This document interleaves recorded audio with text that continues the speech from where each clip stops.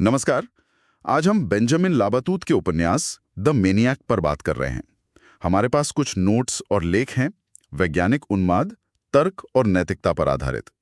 ये उपन्यास विज्ञान, तर्क और मानवता के रिश्तों को टटोलता है। बिल्कुल। और ये तीन बहुत ही महत्वपूर्ण ऐतिहासिक शख्सियतों के जरिए ये करता है, पॉल एरनफेस्ट, जॉन वॉन न्यूमैन और ली सेंडॉल। हम देखेंगे कि ये किताब कैसे तर्क की सीमाओं, वैज्ञानिक खोज की नैतिक जिम्मेदारियों और एआई से जुड़ी चुनौतियों को सामने लाती है। तो शुरुआत करते हैं पॉल एरनफेस्ट से। वो एक भौतिक विज्ञानी थे। किताब में उनके मानसिक संघर्ष, निजी जीवन की उलझनों और नाजी जर्मनी के उदय के बीच उनकी आत्महत्या तक की कहानी है। और ये तर्क और भावनाओं का जो टकराव होता है ना, उसे दिखाता है। और यहाँ दिलचस्प बात यह है, मतलब किताब का एक मुख्य संदेश भी शायद यही है कि बहुत ज्यादा तर्क वो भी एक तरह के बिखराव या पागलपन की तरफ ले जा सकता है। अच्छा। ये तर्क की अपनी सीमाएं दिखाता है।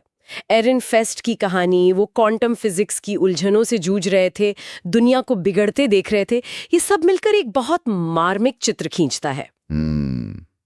इसके बाद कहानी जॉन वॉन न्यूमैन की तरफ मुड़ती है।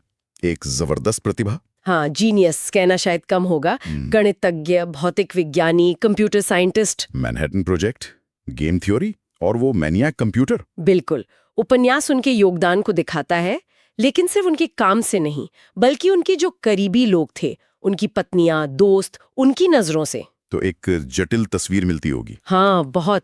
एक तरफ तो वो असाधारण प्रतिभा, दूसरी तरफ शायद एक मुश्किल निजी जीवन, मतलब भावनात्मक रूप से थोड़े दूर रहने वाले इंसान। और वो मैनियाक कंप्यूटर, उसका नाम ही ऐसा है। मैनियाक, mathematical analyser, numerical integrator and computer. ये सीधे तौर पर किताब के शीर्षक से जुड़ता है, और तर्क बनाम वो जो संभावित पागलपन या उन्माद है, उस थीम से भी। ये मशीन बहुत शक्तिशाली थी उस समय। उस दौर की सबसे ताकतवर मशीनों में से एक। मौसम की भविष्यवाणी, परमाणु हथियारों की मॉडलिंग, इसने बहुत कुछ बदला। किताब इसे वॉन न्यूमैन की तार्किक प्रतिभा का शिखर तो दिखाती है, पर नाम के जरिए शायद उस जुनून या उन्माद की तरफ भी इशारा करती है जो ऐसी शक्ति के साथ आ सकता है। समझ गया। और फिर एकदम से कहानी आज के समय में आ जाती है। ली सेडॉल और अल्फागो वाला मैच। बिल्कुल। गो खेल के चैंपियन ली सेडॉल और गूगल का एआई प्रोग्राम अल्फागो। ये हिस्सा सीधा एआई की बढ़ती ताकत और उससे जुड़े सवालों पर है। वो मैच तो ऐतिहासिक था। क्योंकि अल्फागो ने दुनिया के सर्वश्रेष्ठ गो खिलाड़ी को हराया।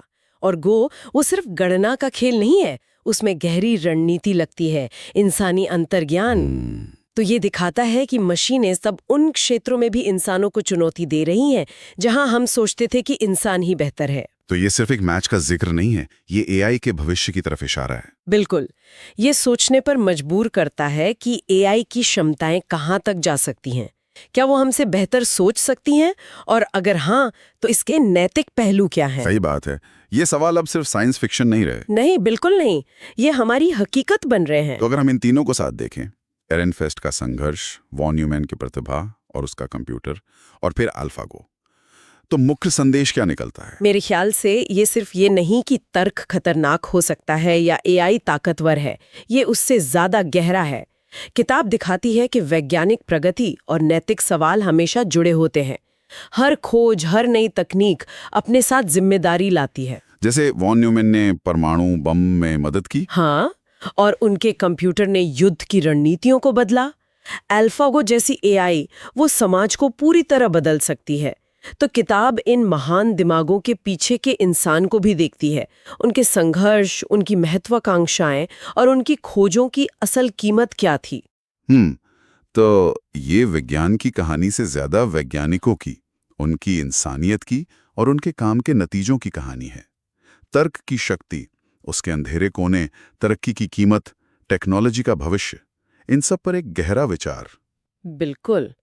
और ये हमें एक बड़े सवाल के साथ छोड़ जाती है। क्या सवाल? कि जैसे जैसे मशीनें तर्क, गणना, यहाँ तक कि रणनीति बनाने में भी हमसे शायद बेहतर हो रही हैं, तो फिर वो चीज जो हमें इंसान बनाती हैं, हमारा अंतर्ज्ञान, हमारी भावनाएं, रचनात्मकता, नैतिकता, उनका क्या होगा? क्या ये चीजें भविष्य में कमजोरी मानी जाएंगी या यही हमारी सबसे बड़ी ताकत साबित होंगी? ये सोचने वाली बात है। वाकई ये एक अहम सवाल है जिस पर सोचना होगा।